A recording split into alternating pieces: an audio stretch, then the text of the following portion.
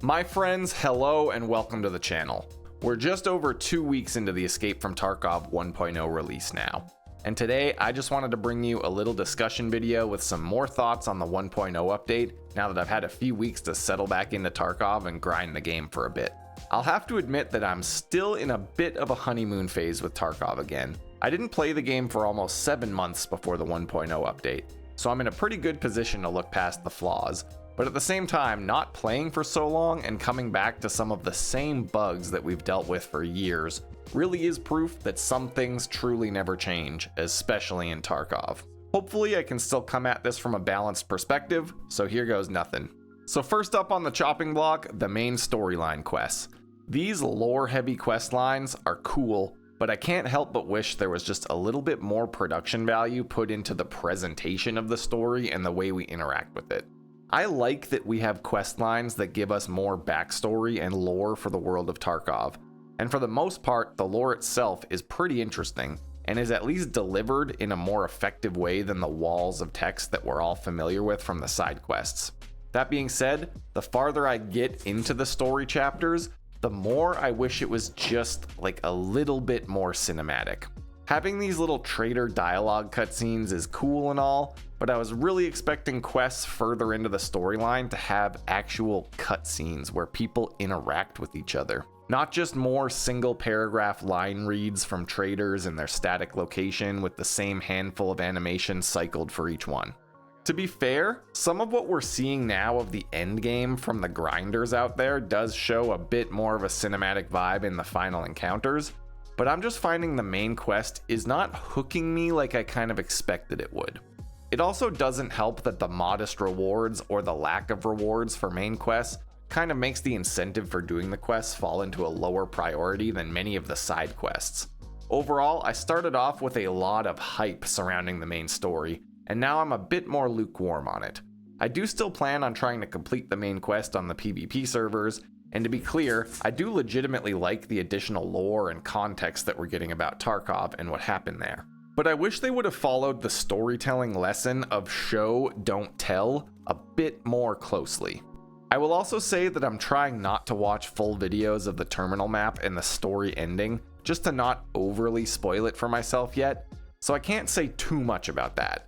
It seems like they really did cook up a pretty epic final encounter for the Tarkov story, but on the flip side, it also seems like a lot of the worst parts of Tarkov's AI systems are on full display in the terminal map, and we need to resort to cheesing Terminator AI, which is not super epic. Next up, let's talk a bit about the new weapons and gear added with the 1.0 release, because in my initial review, I had yet to really use any of the new stuff added to the game. This is where the 1.0 update gets some easy points for me. I think that basically every new addition to the game is a pretty good one so far. The lever action is a great meme weapon that gives budget runs a new lease on life. The M16s actually both serve a pretty solid purpose, not really as a standalone weapon, but as an easy to access platform for AR-15 modding. The NL545 is exactly what the 545 caliber needed to be relevant again, and the AK-12 mods do basically the same thing, creating another high-end 545 build. The new Val is an insanely cool gun, the new RPD attachments are very sweet, and there seems to be a couple new attachments in almost every category that are worth using, which is very nice to see. And it's a nice mix of weird stuff like the tactical VPO 215 parts and really useful stuff like the new barrels and handguards for the MDR. Overall, I'm a big fan of the new weapons and attachments that I've used so far. I haven't gotten the TKPD or the AK-308 yet though, and I'm really excited to use both of those. We also got some new Russian armors and armored rigs that are really great additions to the mid-game equipment package, and we just recently discovered a whole new set of high-end armors, rigs, and backpacks and stuff carried by Black Division that were sneakily added to the game, which is super exciting, and I really hope that we can find them stashed in weapon crates and stuff so that they go into the main gear rotation as well. However, where I think it gets a little weird for me is in the progression and economy balancing of the 1.0 release. Now to be clear, I don't really have anything against the lack of scarcity in Tarkov anymore. I used to kind of rant about this a lot, thinking that Tarkov wasn't Tarkov unless we were struggling for gear and money. For a long time, that was what the game was about. But the average wealth level and gear level and knowledge level of PMCs in Tarkov has steadily increased to the point that what was once a solid mid to late game loadout is now kind of just expected to be a regular early to mid game loadout on a PMC. And to be honest, I have kind of flipped over to the side that believes it really is just more fun to have access to good gear than to be constantly worried about losing your last M4 because you might not be able to get another one. Tarkov has all this cool stuff, and limiting it to the 1% seems like a waste of all those development resources spent making this cool stuff. But that being said, I've been constantly surprised at just how easy it has been to stack so much money in 1.0 that resources kind of become meaningless. I'm only level 27 and I've been sitting on 25 million rubles since like level 18. I'm really torn on how to feel about this because on the one hand, it's nice to not have to agonize over taking out gear. I feel like a PMC and not like a scav with better clothing.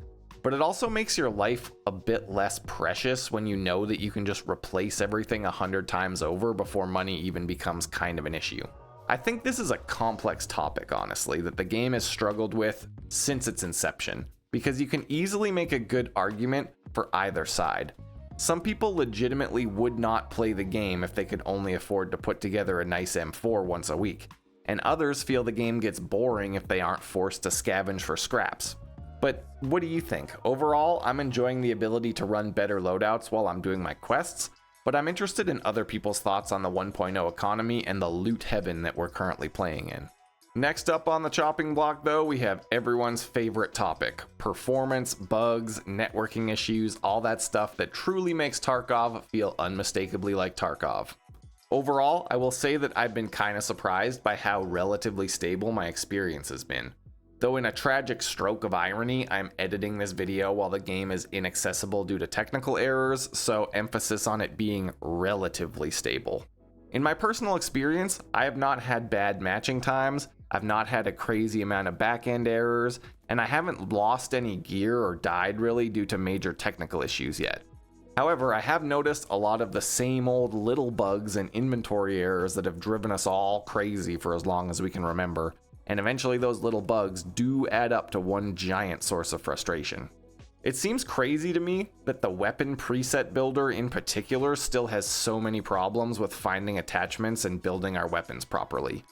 Vertical audio is still not a trustworthy source of information. The game still rubber bands and has massive lag when a player scav spawns.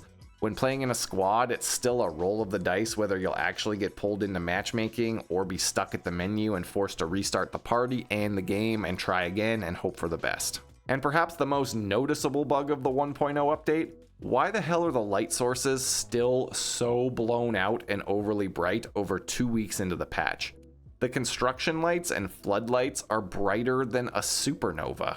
And when it's foggy outside, the entire game just turns white because of how the light reflects off the fog, even with volumetric lighting disabled. I've played Tarkov for 8 years, so I get it. We're never gonna have a bug-free game. It is never gonna work perfectly, I accept this. But honestly, I was expecting a bit more from the 1.0 full release, or at least some quicker fixes to big issues like the vertical audio and the lighting sources in particular. It's not a great look. I couldn't imagine being a brand new player, spawning on interchange, and looking at this floodlight and thinking like, oh, so this is the game? That's cool. So overall, I will say that I'm still having a great time being back on Tarkov. I was scared the hype would die for me very quickly, but I'm pretty invested in the game again, and I'm hopeful that once BSG has stabilized some of the more janky aspects of the 1.0 release, that we'll get more long-term fixes for stuff. I'm not quite flying as high on the copium as I was on day one of the wipe, because I've seen enough to confidently state that this is indeed still the Tarkov we know and tolerate, but now with extra layers of Tarkov. But I am still enjoying myself, I'm taking it at my own pace, and trying not to burn out while keeping up with the grinders as best I can. Looking ahead, I'm most excited to see what BSG has to say about the seasonal wipes and the separate wiped and non-wiped characters that we're supposedly getting for the PvP servers. Nikita has said that we will get more info on this after the winter update and the Christmas event, and I'm really hoping that they've put a lot of thought into this and aren't just winging it. With proper motivation through cosmetic rewards and unique events or modifiers on each season, I could see this being a great replacement for the mandatory wipes that we're accustomed to in Tarkov. However, I am kind of worried about how they're going to handle the potential splitting of the player base. Are we going to all play on the same servers, but some people just voluntary wipe to get rewards, like a Prestige 2.0 kind of thing?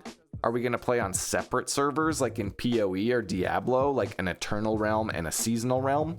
Splitting the servers seems like a really risky move to me. I already personally think that splitting into the PvE servers ended up doing more harm than good to the game overall. But also, voluntarily wiping while playing against people who've been hoarding gear for potentially years on an Eternal character also seems like a weird experience. It's tough to speculate on this though, so I'm just going to wait till we get some more concrete info from BSG before getting ahead of myself. And that basically covers it for my thoughts on the Tarkov 1.0 update now that I've had a few weeks to grind the game and experience it for myself. I'm honestly having more fun than I expected to, and I'm going to do my best to stay positive and just keep focused on bringing you guys Tarkov content and not dwelling on the little things that can drive you crazy in this game. Let me know your thoughts down in the comments. Thanks so much for watching the video. I've got links to my Twitch stream down below for anyone interested. And until next time, stay safe in Tarkov City, everyone.